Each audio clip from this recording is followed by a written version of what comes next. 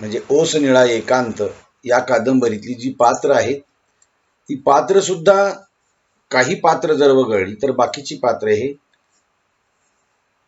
बौद्ध परंपरेमधली ही आपणाला दिसतील. त्या नावासारखी सारखे साम्य दिसणारी आहे.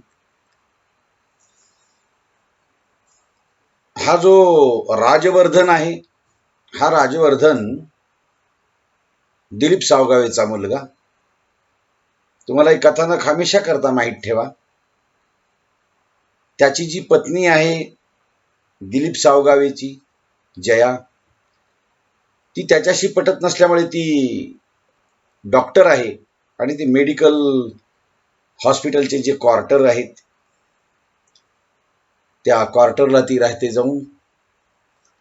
आणि त्याच्यामुळे इकडं राजवर्धन दिलीप सावगावे हे राहतात शेजारीच असलेल्या राधाबाई, ह्या कधीमधी त्याच्याकडे येतात. सावगावे हा आता नेहमी घरी येतो, त्याच्यासाठी जेवणही तयार ठेवलेलं असतं, पण तो बहुधा बाहेरच जेवून येतो.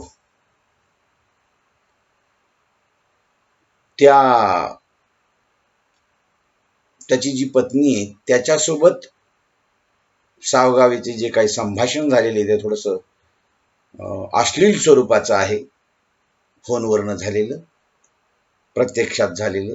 त्याच्यामुळे या कादंबरीवर थोडासा अश्लीलतेचा सुद्धा आरोप केला जातो. त्यांच्या काही कादंबऱ्यावरही असे आरोप होतात जी.के. ऐनापूर यांच्या. आता हा जो सावगावे आहे, हा सावगावे आणि राजवर्धन या दोघांच्या मधला जो संभाषणाचा भाग आहे तो देखील कधी कधी बाप आणि मुलगा याच्या संदर्भात अधिक प्रेमाचं नातं जे आहे ना हे घट्ट करणारा आहे. सावगावे याला कानामध्ये थोडासा हा राजवर्धन बोलतो. राजवर्धन विचारतो, पप्पा तुम्ही इतका वेळ कुठं होतात? तर तो सांगतो की गावातली एक साईट चालू आहे तिथं होतो मी. आता ही साईट जी आहे म्हणजे सावगावे हा जो आहे हा सुरुवातीला जया जेव्हा त्याच्याजवळ होती तेव्हा तो जया शिकत असताना छोटासा मेडिकलचा म्हणजे MR जे धंदा करतात मेडिकल रिप्रेझेंटेटिव्ह त्याचा तो व्यवसाय करत असतो. परंतु ती त्याच्यापासून जेव्हा जया निघून जाते तेव्हा तो या व्यवसायातून तो बिल्डरशिपच्या व्यवसायात, बांधकाम व्यवसायामध्ये तो स्वतःला झुकून देतो. आता म्हणून राजवर्धन त्याच्या संदर्भात, तुम्ही बाहेरच असता, घरी तुमची भाजी पोळी वाट बघते आणि तुम्ही कधी बाहेर कधी घरी, कधीतरी घरी जेवता. राजवर्धन सावगावेला असा विचारतो की तुम्ही कुठे होतात पप्पा? तेव्हा ते सांगतात, सावगावे दिलीप सावगावे म्हणतो की मी गावातल्या साईटवर होतो. राजवर्धन हा सावगावेकडे बराच वेळ बघत राहतो आणि सावगावे घाबरल्यासारखा होतो. बाप त्याला वाटतं आपण खोटं बोलतोय, हे राजवर्धनला सुगावा लागत असावा, आपण काय करतो, कुठे असतो. आणि हे खरंय, ज्या वेळी हा राजवर्धन फोन करतो दिलीप सावगावेला त्यावेळी मोबाईलवर आपण साईटवर नव्हतोच, आपला मोबाईल ऑफ होता हे त्याच्या लक्षात येत. आणि तो मग म्हणतो, का बेटो असा का बघायला लागलास माझ्याकडे? तो राजवर्धन त्याच्याकडे तशा संशयी नजरेनं बघतो ना. तो म्हणतो, तुम्हाला एक वाईट न्यूज द्यायची होती. आता हा दिलीप सावगावे असं म्हटल्याबरोबर तो म्हणतो, न्यूज आणि वाईट कुठली रे? तर तेव्हा तो राजवर्धन म्हणतो, मम्मीची पुन्हा बदली झाली म्हणे. सावगावे गप्प असतो, कारण ती दुसरीकडे राहते ना, ती वेगळं राहते. पण तिच्या डोक्यामध्ये राजवर्धन विषयी प्रेम निर्माण होऊ नये, राजवर्धनच्या मनामध्ये आपल्याविषयीच प्रेम निर्माण व्हावं हे सावगावेला मनोमन वाटत असतं. आणि म्हणून आईचं नाव काढलं की सावगावे गप्प असतो, प्रतिक्रिया देण्याचं टाळत असतो, कारण त्याला हा विषय नको असतो. आणि मग पुन्हा राजवर्धनच पुन्हा दिलीप सावगावेला म्हणतो, बदली कुठं झाली म्हणून तुम्ही विचारलं सुद्धा नाही हो. त्यावर दिलीप म्हणतो सावगावे की कशासाठी विचारायचं, कशासाठी विचारायचं. आणि एकदम तो आवाज वाढवून बोलायला लागतो दिलीप सावगावे. राजवर्धन शांत राहतो आणि मग दिलीप सावगावे बोलतो की बदलीची हौस तिलाच होती, तिला नुसती कामातली बदली नको होती, माझ्या जागेवर तिला कोणीतरी बदलून पाहिजे होता. मग हे बोलतो जेव्हा बाप, तेव्हा राजवर्धनला थोडस जास्त वाटतं. अगदी आपल्या समोरच पप्पा मम्मीला किती रिस्पेक्ट द्यायचे हो कधी काळी, आणि त्यांच्या तोंडातनं हे आज असले शब्द येतात तरी कसे. सगळं सुखासुखी सोडून जायची तिला खरं तर काय गरज होती. राजवर्धनची नाराजी बघितल्यावर सावगावेचा आवाज थोडासा आकसला, हळू झाला आणि राजवर्धन शांतपणे पुढे काय बोलायचं आणि पप्पांना कसं जोडून घ्यायचं याच्या विचारात होता.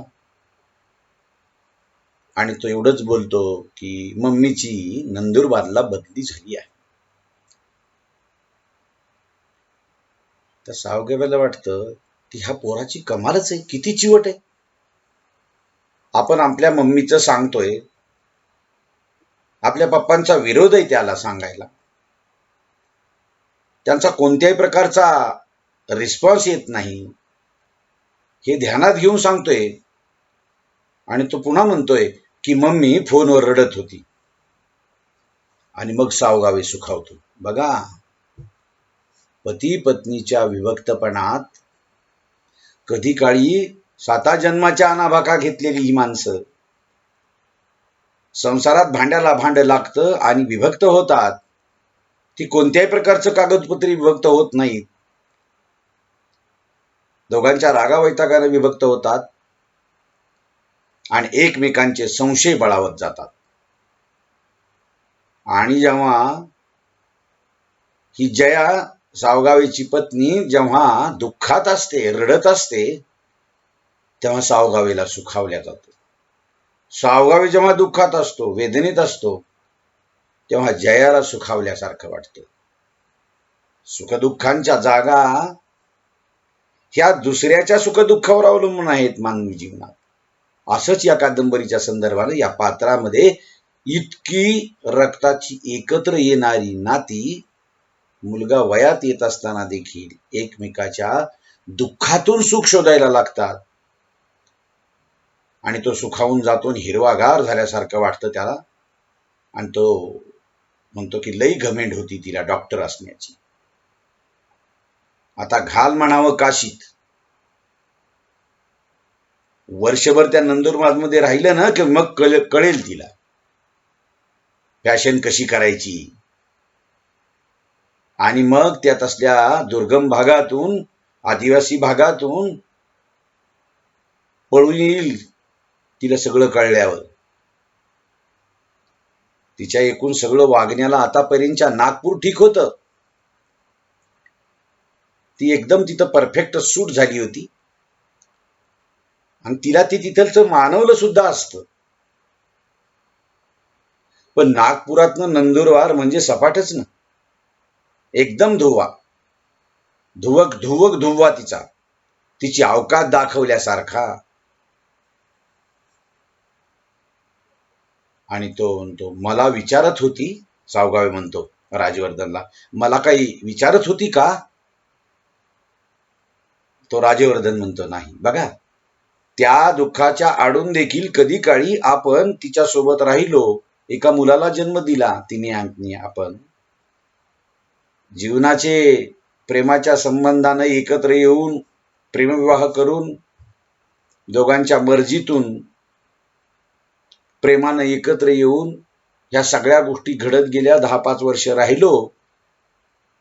जरी आज विभक्त झालो असतो तरी तिच्या मनामध्ये आपल्याविषयी काही प्रेम आहे का बरं? काही सुखदुःखाच्या विषयी ती आपल्या बाबतीत विचारणा करते का? असं सावगावे त्या राजवर्धनला विचारतो. तेव्हा राजवर्धन म्हणतो, तुम्हाला काही विचारत नव्हती, नाहीच विचारणार असा तो म्हणतो रागात. ती अवलादच आहे म्हणून तर गळ्यात पडली. राजवर्धन हसायला लागला. बघा, आता हा बाप रागात येतो, तिच्यावर बोलायला लागतो, तेव्हा राजवर्धन हसतो. ही माणसं कोणत्या रसायनानं बनलेली ही आपणाला कळत नाही. ह्यांच्या सुखदुःखांच्या जागा कुठे इथे कळत नाही. तो राजवर्धन हसायला लागतो. तेव्हा सावगावे म्हणतो, आणि काय म्हणत होती? काही नाही, हेच माझ्या अभ्यासाचं. राजवर्धनला असं म्हटल्याबरोबर ते दिलीप सावगावे असा म्हणतो, किती असती तर तिनं तुझा अभ्यास करून घेतला असता का? हात धुवून तुझ्या मागे लागली असती मॅट्रिक सारखी. तू मॅट्रिक लावत असता अशीच लागली. आणि मग थोडंसं वातावरण निवळल्यासारखं होतं.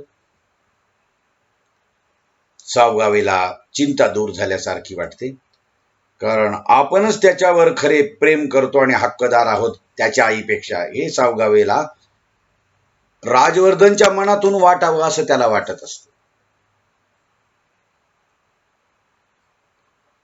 आणि म्हणून वातावरण थोडं निवळल्यासारखं झाल्यानंतर सावगावाची चिंता थोडीशी दूर झाली असं त्याला वाटतं. आणि राजवर्धनला हळूहळू परिस्थिती सवयीची होईल. जया गेल्यानंतरच्या दिवसात राजवर्धन खूप हळवा आणि एकटा झाला होता. जयाचा फोन आला, तिचा विषय निघाला की तो मुळमुळ रडायचा. त्यावेळेला जेवणाचं काही विचार तर नको म्हणायचा. आठवडा तो मला बोलायचा सुद्धा नाही. रात्र तो टीव्ही बघत बसत असायचा. रागावलं कोणी ना तर पांघरून घेऊन झोपी जायचा. त्या सावगावेंचा जर आवाज आला ना, दिलीपचा बापाचा आपल्या, तर तो संडास बाथरूम मध्ये लपून बसायचा, समोरच यायचा नाही. असा हा सावगाव, असा हा राजवर्धन.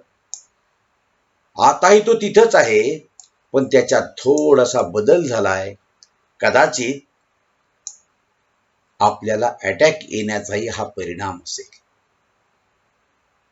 म्हणजे सावगावेला आधी एक अटॅक येऊन गेला होता, आणि अटॅक येऊन गेल्यामुळे आपल्या बाप दुःखात आहे म्हणून राजवर्धन त्याच्याशी जवळीक साधतोय. कदाचित त्याचं प्रेम आपल्याविषयीचं वाढलं असावं. नाहीतरी आपल्या माघारी राधाबाईंनी त्याला परिस्थितीचा बिकटपणा समजावून सांगितला असावा. आपल्या समोर काय आहे आणि आपण काय केलं पाहिजे, कदाचित याच्याजवळ तो समंजसपणा आला असावा. कदाचित तो आता बघायला लागलेला आहे सगळं हे, तो समजूनही घेत असेल, आणि त्याच्यासाठी हे फायद्याचं सुद्धा आहे. असा सगळा तो दिलीप सावगावे मनातले मनात विचार करायला लागतो. तितक्यात राजवर्धन त्याला म्हणतो, बापाला, की ते बनसोडे काका आले होते. हा बनसोडे जो आहे, हा दिलीप सावगावेच्या बांधकामाच्या व्यवसायावर तो एक काम करणारा मिस्त्री आहे. मिस्त्री बी आहे आणि त्याच्या कामाकडे लक्ष देणारा माणूस आहे. राजवर्धन त्याला म्हणतो दिलीप सावगावला, की तो बनसोडे काका येऊन गेले होते, ते आले होते. म्हणजे कल्लापा येऊन गेला तर गावातलं काम संपत आल्यावर त्याची पाचावर धारण उडाली असेल. आता नवीन काम मिळेपर्यंत तो अशाच खिट्या घालणार, कारण एक काम संपले ना, आता गावातली साईट संपली, दुसरं काम मिळालं तर आपलं पोट भरेल म्हणून तो येत असेल ना. कधी आलता तर तो म्हणतो 1-1.5 तास झाला असेल तो येऊन गेला. काय म्हणत होता? काही नाही, तुझ्या बापाची काय खबर आहे म्हणत होता. असतोय कुठं तुझा बाप म्हणत होता. कुठल्या बिळात दडून बसलाय तो? त्याला मोबाईल चालू ठेवायला काय होतंय? असं काहीतरी बडबडत होता. कारण हा दिलीप सावगावे जो आहे ना, तो जया नसल्यामुळे तो त्याची जी मैत्रीण आहे ना वैशाली, तिच्याकडे 2-2, 3-3 दिवस जाऊन थांबत असतो आणि फोन बंद करून टाकतो. तसाच तो गेला होता आणि मग तो वापस आला आणि मग हे संभाषण सुरू झालं आणि त्या दरम्यान बंद असलेल्या फोनच्या संदर्भानं मग हा बनसोडे बोलायला लागतो. आपण साईटवर नव्हतो हे जवळजवळ सिद्धच झालंय. आता काय करायचं?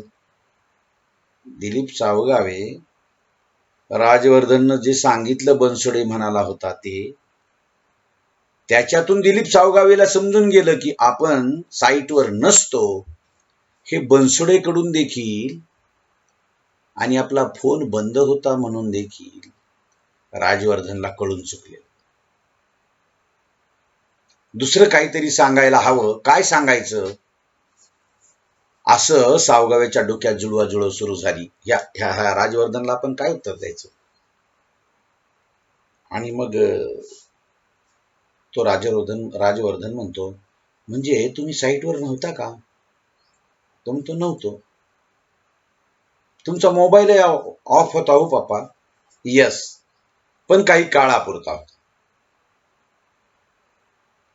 ह्या बनसोड्यानं कधी काशीत घातली काय माहिती, कधी फोन केला काय माहिती. तो राजवर्धन त्याला काही प्रश्न विचारतो बाप म्हणून, तुम्ही मोबाईल जवळ असताना ऑफ का करता? आता हा दिलीप सावगावे थातूर मातूर प्रश्नांची उत्तर द्यायला लागतो. तो म्हणतो त्याचा आवाज नको वाटतो म्हणून मला ऑफ मी करतो. आणि समजा राजवर्धन म्हणतो, आणि समजा त्याच दरम्यान तुम्हाला काही झालं तर? कारण अटॅक येऊन गेला होता ना मागे. समजा फोन बंद केला तुम्ही, त्याच वेळेला तुम्हाला जर काही झालं तर? तो तुम्हाला काय होतंय? अहो होत नाही, पण झालं तर? आणि मग त्या राजवर्धनच्या असं बोलण्याच्या विचित्र ऍक्शनकडे सावगावे बघत राहिला आणि तो लाडानं म्हणतो, बेटो, मुलाला, बेटो, तुझा बाप खरोखरच त्याच्या आवडत्या बिळात दडून बसला होता. बघा, मी म्हणलं तुम्हाला, वैशाली ही त्याची एक प्रेयसी आहे. माणसं स्वतःच्या आयुष्यात शरीराच्या भुका भागत नसतील तर कुठेतरी शोधण्याचा प्रयत्न करत असतात, आणि हे त्याच्यातलं एक सावगावे हे व्यक्तिचित्र आहे. आणि म्हणून तो म्हणतो की तुझा बाप खरोखरच त्याच्या आवडत्या बिळात दडून बसला होता. दिसतर नको म्हणून मोबाईल ऑफ केला होता, कारण त्यावेळी तुझ्या बापाला कुणाचा संपर्क नको असतो, अगदी तुझाही बर का. आणि आनंदाच्या शेवटच्या मजल्यावर असतो तुझा बाप, असं तो सांगतो. आता हे दिलीप सावगावेंच्या संदर्भातलं त्याचं काही व्यक्तिजीवन उघड करणार बनसोडेंचे शब्द, राजवर्धनचं विचारणं, आणि झाकता झाकता आपण उघडे जे पडलेलो आहोत, ह्या उघडे पडलेल्यापणामुळे आपली खरं सांगायची झालेली इच्छा हे या पात्राचं एक मनोविश्लेषण उलगडत राहतं.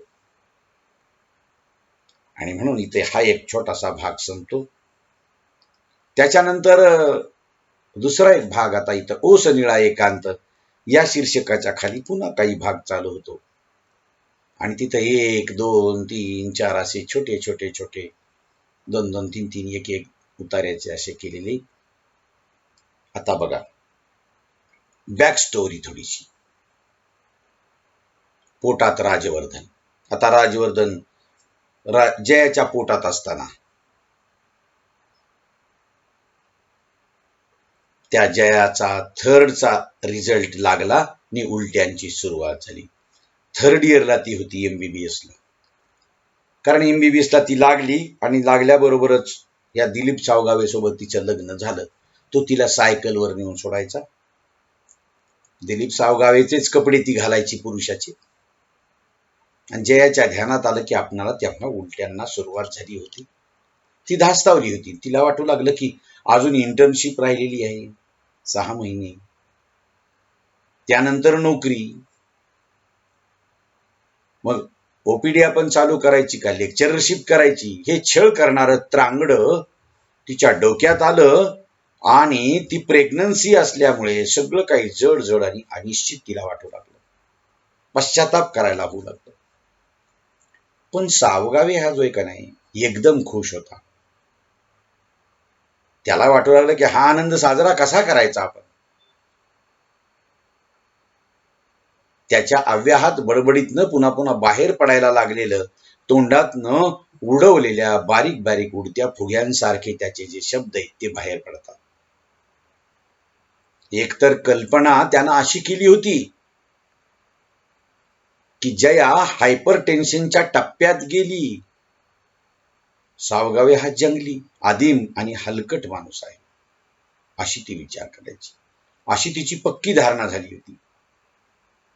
बट हाऊस टू फेस हे चक्र त्या जयाच्या डोक्यात फिरू लागलं. पण सावगावेनं परत त्याच कल्पनेचा उच्चार केला आणि 5 स्टार रिसॉर्टमध्ये आठवड्यासाठी उतरायचं आणि मस्त एन्जॉय करायचं. सगळ्या गोष्टी जोडीनं करायच्या आणि त्या पण वेगवेगळ्या अवस्थेत करायच्या. आय डोंट वॉन्ट एनी कल्च्युएशन, माझं मला झालंय असं तो म्हणतो. बरं, हे सगळं करायचं, 5 स्टार हॉटेल्समध्ये उतरायचं, हे करायचं, पण आर्थिक विवंचना. पण हे नगर सोडून क्वार्टरमध्ये, सरकारी क्वार्टर्समध्ये जायची वेध लागलेली. सगळ्या इकडं तिकडं झालेल्या सगळ्या गोष्टींना प्रॉपर शेप द्यायचा आहे, त्याचं याला काहीच नाही असं जयाला वाटतं. आणि डिस्कार्ड करायचं ठरवलंय. रात्री झोपताना जयानं धक्काच दिला त्याला की मी पोटात असलेलं हे जे बाळ आहे ना, हे अवॉर्शन करायचं ठरवलंय. आणि तो सावगावेला प्रचंड संताप येतो असं ती बोलल्यावर. त्याला काय बोलायचं हे सुचत नाही, त्याला धास्तीनं घाम फुटतो. ती म्हणते माझी इंटर्नशिप आहे, नोकरीचं आहे, मला MD PhD करायची आहे आणि इतक्यामध्ये ह्या मुलाला घेऊन मी काय करू सांग. बघा, मानवी जीवन स्त्रीच्या संदर्भात जर विचार केला किंवा पुरुषाच्या, आपत्य प्राप्तीचा आनंद मानायचा की पुढच्या जीवनाच्या करिअरसाठी आलेलं पोटाशी मूल त्याला गर्भातच मारून टाकायचं. ही द्विधावस्था तिच्या मनातली जी आहे, आज आपण त्याचा आपल्या परीने विचार करतो, जयाच्या परीने विचार करते आणि दिलीप सावगावे तो त्याच्या परीने विचार करतो. पण सावगावेला असं वाटतं की हे बघ, तू फक्त पोराला जन्म दे, कारण त्याला किती दिवसानंतर हे मूल झालं, पहिलं अपत्य, आणि तो तावडीत सापडल्यासारखा तिला बोलू लागला. तो म्हणतो की तू फक्त पोराला जन्म दे, मी त्याचं सगळं करीन. सगळं? जया म्हणते सगळं. जयाला जोकच वाटला. ती म्हणते अरे सगळं म्हणजे सगळं, त्याला दूध पाजीन, त्याची विष्ठा काढीन, त्यांचे बाळाती धुईन, त्याला आंघोळ घालीन, त्याला झोपवीन, त्याचं सगळं सगळं करीन. तुझ्यापर्यंत त्याचं करण्यासाठी म्हणून मी काहीही येऊ देणार नाही, तू फक्त जन्म दे. जयाला वाटतं की पुरुष असे असू शकतात, म्हणजे मुलाच्या बाबतीत स्वार्थी असं मला म्हणायचंय. सावगावेची जरा बोलायची स्टाईल आणि अवतार बघून जयाच्या पोटात भीतीचा गोळा उठला. हे असं करतो म्हणणं हे स्त्रियांच्या बाबतीत ठीक आहे हो, पण पुरुष सुद्धा असं. तिला एक शंका अगदी खरी तिची निघाली. दिलीप हा अबनॉर्मल आहे. बघा, तो सामान्य माणसासारखा नाही, तो अबनॉर्मल आहे.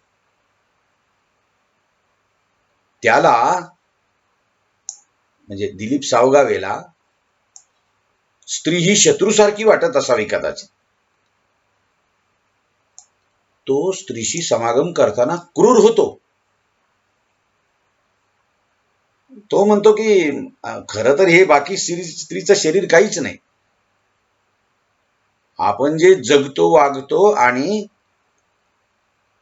संसाराचं अतिउच्च शिखर पुत्रप्राप्तीचं किंवा अपत्यप्राप्तीचं म्हणून जे मार्ग असतो तोच खरा स्त्रीच्या दृष्टीनं महत्वाचा असो, तो काहीतरी बडबडत लागतो. आणि जया त्याच्या संदर्भात असा विचार करते. बाकीच्या स्त्रीच्या शरीराकडे तो बघतच नाही, ती ही विचार करते कदाचित त्या स्त्रीला दुसरं शरीर आहे की नाही असं वाटावं.